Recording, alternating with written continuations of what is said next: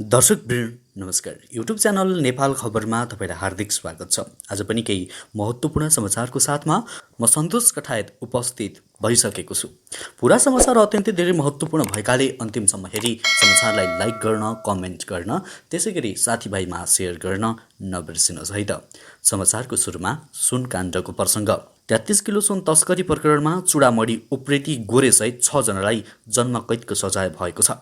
मङ्गलबार जिल्ला अदालत मोरङका न्यायाधीश भरत लम्सालको इजलासले गोरेसहित टेकराज मल्ल, ठकुरी लाक्पा शेर्पा, मोहन काफ्ले, नरेन्द्र कार्की र भोजराज भण्डारीलाई कर्तव्य ज्यानको कसुरमा जन्मकैदको फैसला सुनाइएको हो। 33 किलो सुन हराएको भन्दै सनम साक्यलाई गोरे समूहले यातना दिएर हत्या गरेको आरोपमा सञ्जीव साक्यको जाहेरीमा मुद्दा दर्ता भएको थियो। यही अभियोगमा राजन कुमारलाई 3 वर्ष कैद र माधव भन्ने मदन प्रसाद घिमिरेलाई 6 महिना कैद सजाय सुनाइएको छ।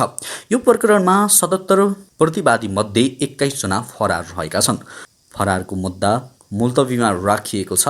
पछि उठान हुन मिल्ने गरी मुद्दालाई मुल्तवीमा राखिएको हो। कसुर कायम भएका 8 जना र फरार भएका 21 जना बाहेक अरूलाई सफाई दिइएको छ। पछि उठान हुन मिल्ने गरी मुद्दालाई मुल्तवीमा राखिएको हो। कसुर कायम भएका 8 जना र फरार 21 जना बाहेक अरूलाई सफाई दिइएको छ। त्यसैगरी अब पल शाहको प्रसङ्ग। एनएमबी ब्याङ्कले अभिनेता पल शाहलाई ब्याङ्कको ब्रान्ड एम्बेसडर नियुक्त गरेको छ।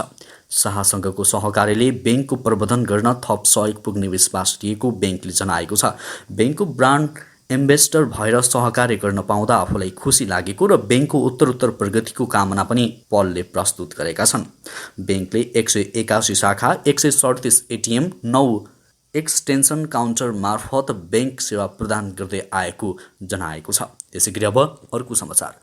नेपाल टेलिकमले दशैं तथा तिहारलाई लक्षित गर्दै डेटा, भोइस प्याक तथा रिचार्ज गर्दा बोनस सहितको अफर सार्वजनिक गरेको छ। यस योजना अन्तर्गत 294 रुपियाँमा 10 दिनसम्म प्रयोग गर्न सकिने 20 GB डेटा उपलब्ध हुनेछ। त्यस्तै 3 दिनसम्म प्रयोग गर्न सकिने 6 GB डेटा 98 रुपियाँमा उपलब्ध हुनेछ। 1 दिनका लागि अनलिमिटेड प्रयोग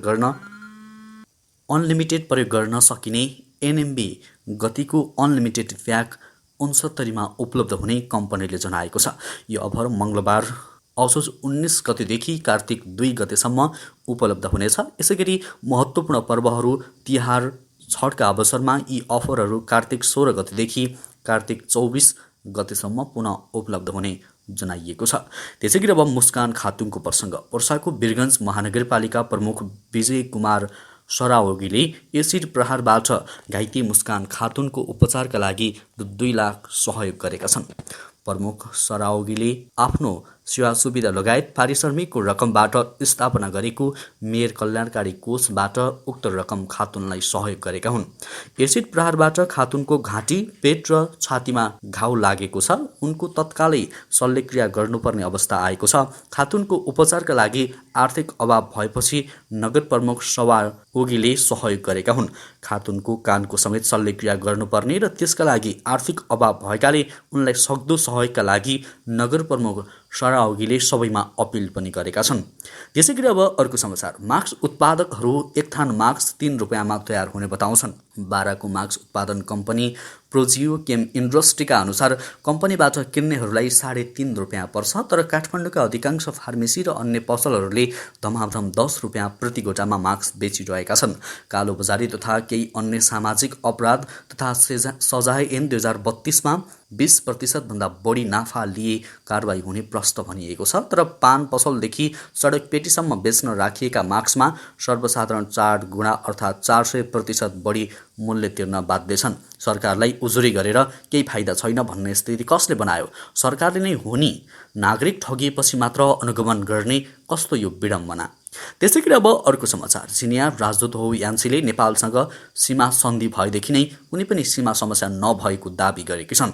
उनले ऐतिहासिक फोटो र दस्तावेजहरू समेत उल्लेख गर्दै यस्तो दाबी गरेकी हुन्। नेपाल र चीनबीच सीमा सन्धि भएको 60 वर्ष पुगेको उल्लेख गर्दै उनले भनेकी छन्, हाम्रो सीमा विवाद रहेछ।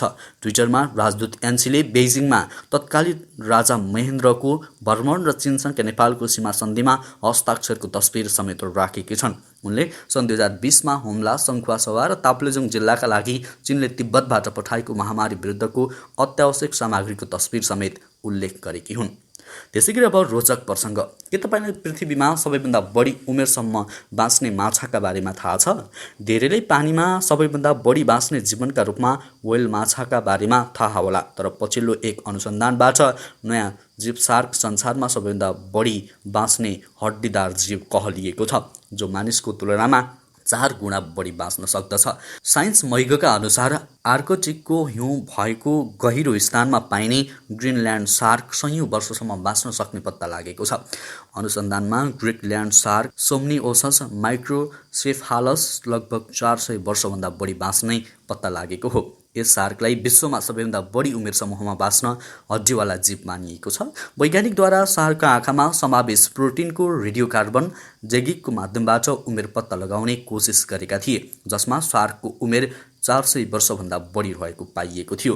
त्यसैगरी अब विद्युत प्राधिकरणको प्रसङ्ग। नेपाल विद्युत प्राधिकरणले कार्तिक मसान्तभित्र अप्टिकल फाइबर र पोलको भाडा बुझाउन इन्टरनेट टेलिफोन र केबल टेलिभिजन सेवा प्रदायकलाई निर्देशन दिएको छ। विद्युतीय संरचना प्रयोग गर्ने तथा अप्टिकल फाइबर भाडामा लिएर सेवा दिइरहेका तर भाडा नतिर्ने तथा सम्झौता नवीकरण नगर्ने सेवा प्रदायकले सो घोषणा गरी कार्तिकभित्र भाडा बुझाइसक्नुपर्नेछ। कार्तिकमा सम्झौता नवीकरण नगरेमा प्राधिकरण स्वयंले भाडा निर्धारण गरेर असुल गर्ने चेतावनी सार्वजनिक सूचनामा जारी गरेको छ। प्राधिकरणले यसअघि पनि 15 दिनको समयसीमा दिएको थियो, तर भाडा नतिरेपछि साङ्केतिक स्वरूप गर्दै गत शनिबार विभिन्न क्षेत्रमा इन्टरनेट टेलिफोन र केबल टेलिभिजन सेवा प्रदायकको तार काटिदिएको थियो। त्यसैगरी अब अर्को समाचार, छोटो दूरीमा चल्ने सार्वजनिक गाडीले आफू खुसी बढी भाडा लिन थालेका छन्। काठमाडौँ उपत्यकाभित्र चल्ने सवारी साधनले भाडा बढी असुलेको सूची देखाउँदै यात्रुबाट बढी भाडा ठग्न थालेका हुन्। न्यूनतम 14 रुपियाँ भाडा तोकिए पनि अहिले यात्रुले 20 रुपियाँ तिर्न बाध्य छन्। 4 किलोमिटरसम्मको दूरीमा न्यूनतम 14 रुपियाँ भाडा भए पनि यात्रुले यसअघि 15 रुपियाँ तिर्दै आएका थिए। छोटो दूरीको भाडा नबढे पनि यात्रु भने 6 रुपियाँ बढी तिर्न बाध्य भएका हुन्। चालक सहचालकले बढेको भाडा दरको सूची नै देखाउने गरेको यात्रुको गुनासो रहेको छ। हवस् त दर्शकवृन्द, अहिलेलाई केही चर्चामा रहेका र महत्त्वपूर्ण समाचारको श्रृङ्खला यति नै। हरेक दिन बिहानै ताजा र सत्य समाचारको लागि हाम्रो युट्युब च्यानललाई सब्स्क्राइब गर्नुहोला। हवस् त अहिलेलाई भने म लगायत हाम्रो सम्पूर्ण टिमलाई बिदा दिनुहोस्। नमस्कार।